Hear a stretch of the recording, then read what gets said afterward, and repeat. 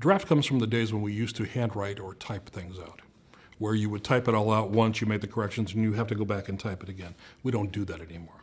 Invariably, what you get is one draft and a series of cuts and polishes.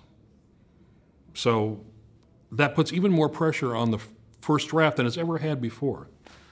The thing that writers don't do is they don't give themselves the permission to just put everything into the first draft.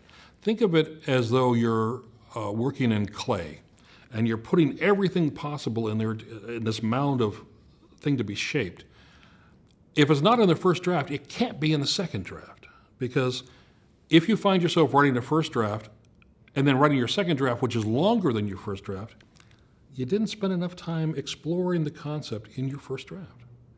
The first draft has to be large, it has to be expansive, it has to be written without a delete key or an editor. It has to be all the creative side of your brain working there.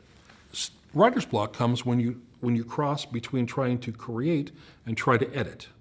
Creating and editing like that is what causes writer blocks.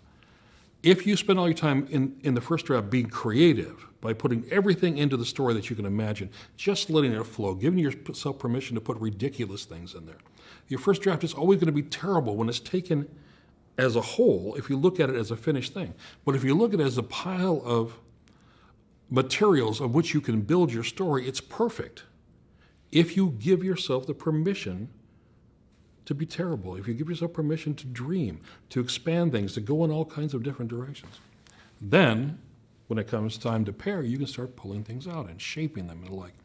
One of the problems that people have in the first draft is they try to use structure. Structure is something that you apply in the second draft, for the most part. You want to be very strict about it in the second draft because you're building your story. But in the first draft, it's just dreaming, it's just creating.